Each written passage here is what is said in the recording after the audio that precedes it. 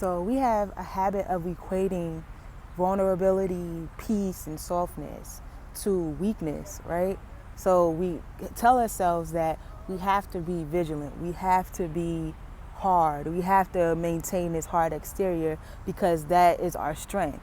When really that is the opposite of strength.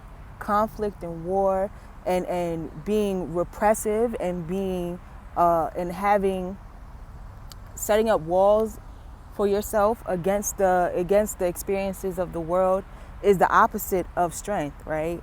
It is weakness. It is the definition of weakness. Strength is the ability to be yourself, the ability to be soft, right? The ability to be at peace throughout anything that's going on in the world, right? That's true strength because nothing can shake you, right? That means you're rooted in who you actually are. You're rooted in love. Love is of God, and God is unchanging. God is the ultimate strength because God cannot be touched, cannot be moved, cannot be shaken in any way, right? And that spirit of God lives within us, right? So the strength that lives within us is the tranquility that God has, right? Is that peace, is maintaining that softness through it all, maintaining that peace through it all, regardless of what the world is trying to tell us, because the world wants us to be at war. The world wants us to be swayed by everything that's going on in our life, and that's what war is. That's what conflict is. That's what being a hard ass bitch is, right? Is being at war against yourself constantly, and it's being at war against yourself because that's what you're doing when you put yourself in conflict. You're constantly at war against yourself, right? If your self is a state of peace, right? If your true self is a state of peace, you're constantly finding ways to disrupt that state of peace, right? You're staying in turmoil. You're staying in a storm within a storm, right? And you're being swayed in each direction by everything that comes your way. And a lot of people say, they can't relate to this because life has been hard. How do you not build up walls when life has been so hard, right? When life has caused you to protect yourself, right? And it's that perception right there, the perception that we need protection, right? Because we don't see ourselves for who we are. Who we truly are is beyond this world. So because we are beyond this world, we need to protect ourselves from nothing. Because we are beyond this world, we are not just the body, right? We are not just our circumstances. We are not just everything that goes on here on this 3D realm. We are beyond that. So when we choose to find our strength, right, which is finding our peace, we're choosing to live beyond that. We're choosing to see the truth, to live beyond what the 3D world has shown us, right? To live beyond the trauma that we hold on to, right? To live beyond the circumstances that have caused war within our lives, that have caused conflict within our lives, right? And I love flowers. I love roses in particular, but I love flowers and plants and nature just because they're a true representation of that, right? They're of God as well. They have divine energy as well, and they are tranquil. They thrive within any condition that they're put against, right?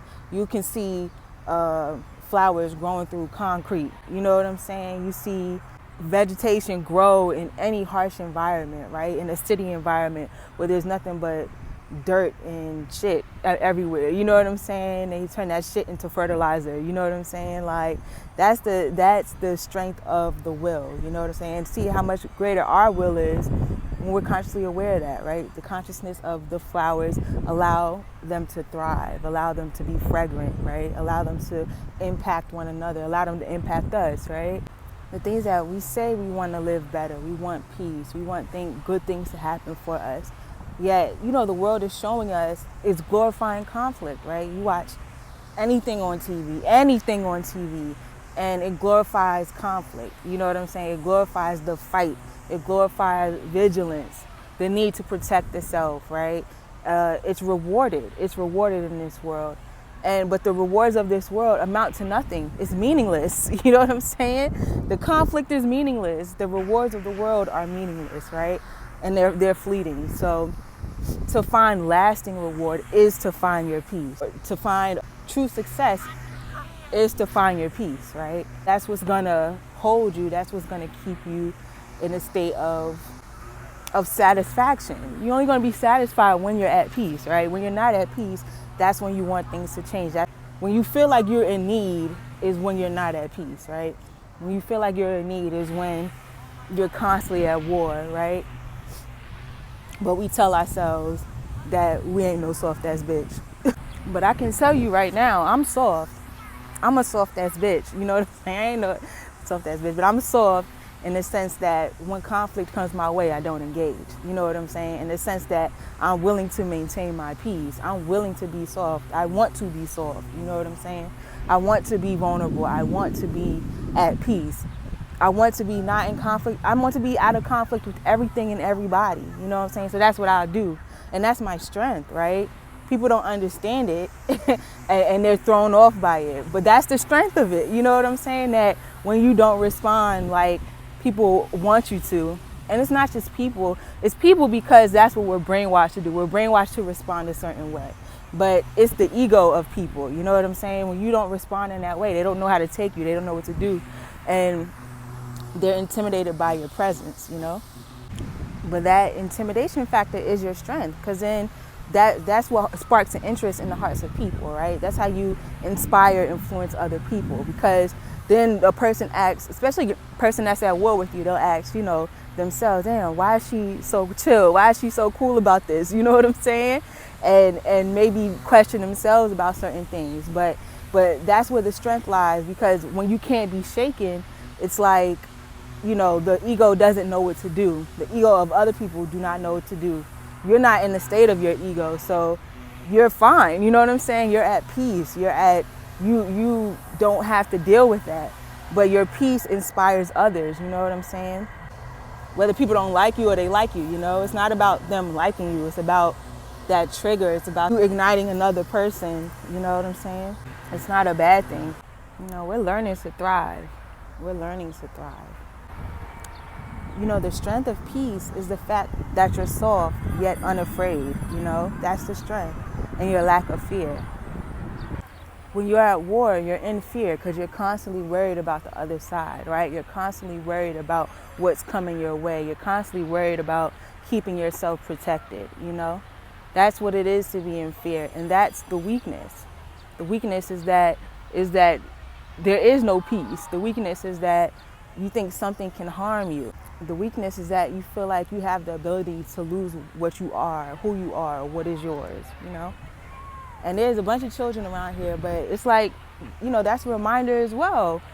Children are unafraid, you know what I'm saying? We could say it's because their frontal lobe is not fully developed and da-da this and da-da that. You know, they still remember that they are not the conditions of their life. They don't understand, the conditions of their life have not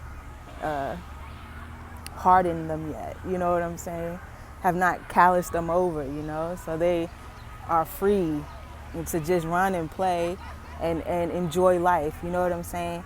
What we're trying to do is get back to a place of enjoying life like kids, you know?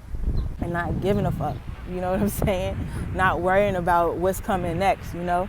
I'm sure a lot of these kids, they got other stuff in their life that they have to deal with, but they around here running around, they don't give a fuck, you know what I'm saying?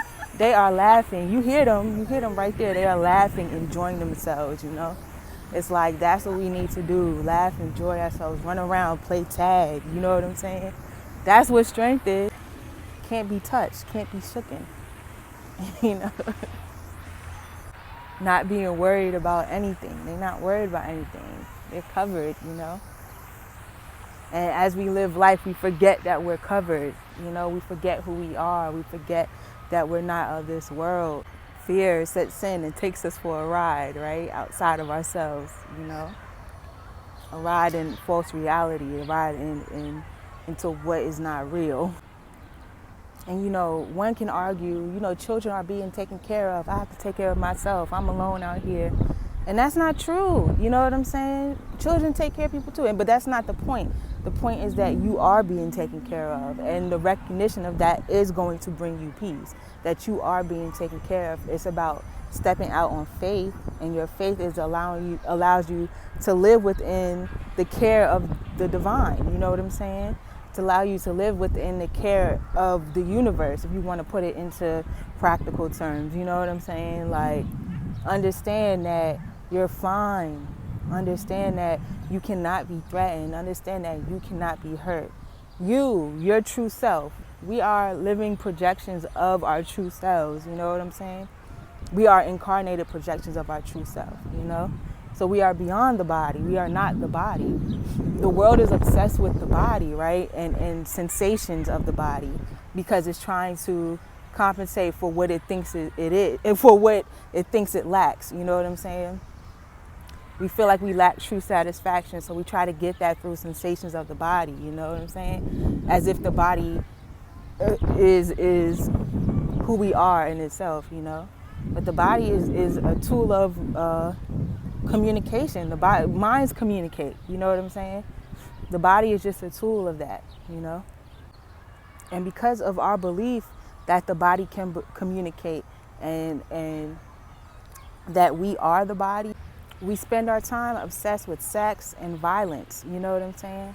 We try to alter the body as if it's going to make us be or feel different in some sort of way, when it's our mind, it's how we feel about ourselves, it's how we feel about the next person.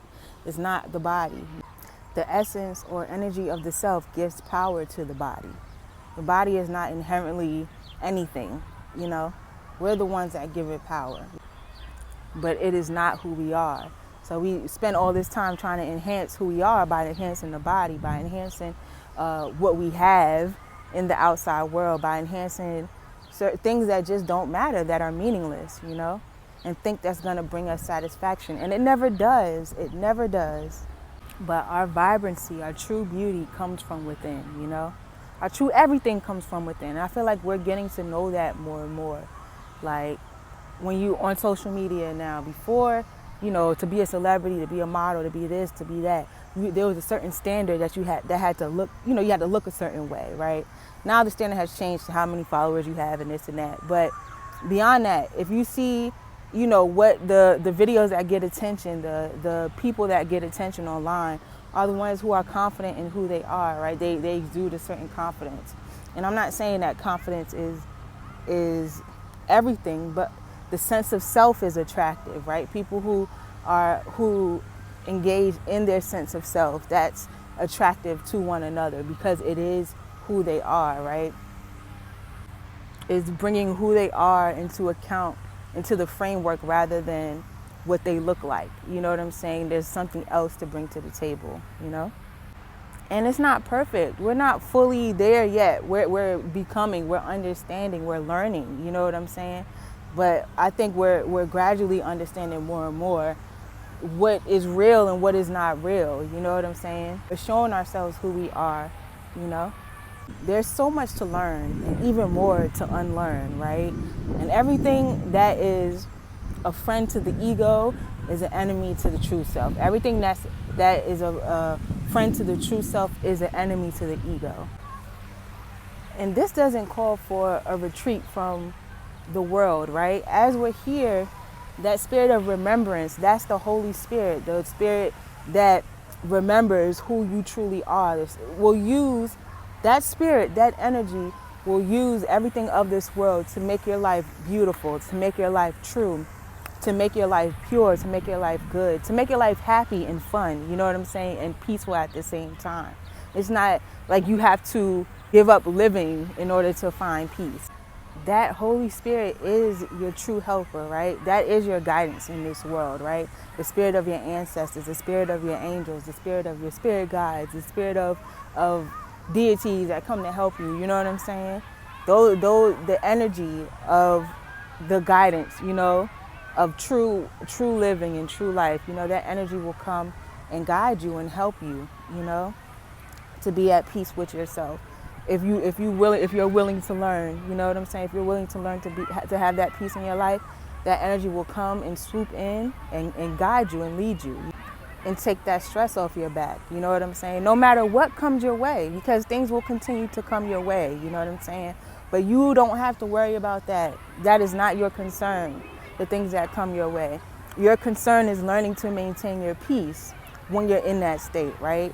And let the Holy Spirit do the rest. The Holy Spirit will use the rest for your good. You know what I'm saying? The Holy Spirit will use the rest for your benefit as long as your heart is pure, as long as you stay anchored in the truth of your being and the truth of everybody else's being. There's nothing stronger than the Holy Spirit, you know? There's nothing stronger than the Spirit of God. You know what I'm saying? So that means that the Spirit of God is love, and love is who you are, and peace is of love. There's nothing stronger than your peace. You know what I'm saying? The war is not stronger than your peace. Your vigilance is not stronger than your peace. Your vigilance is the idea of weakness. You know what I'm saying? The war is the idea of weakness, right? It's the belief that there is a weakness in you that needs to be protected. But there's no weakness in you that needs to be protected. You are strength. You are not at war. You know what I'm saying? So if you really are strong, believe that there's no weakness in you that needs to be protected, right? If you really are strong, believe that all you have to do is maintain your peace. You know, if you really are strong, believe that there's nothing against you that can harm you. You know what I'm saying? No weapon formed against me shall prosper, right? Because there can be no weapons formed against you. You are of God. You are an undying soul, right? And if you truly believe that and truly want that for yourself, you surrender to that in this life, in this world right now.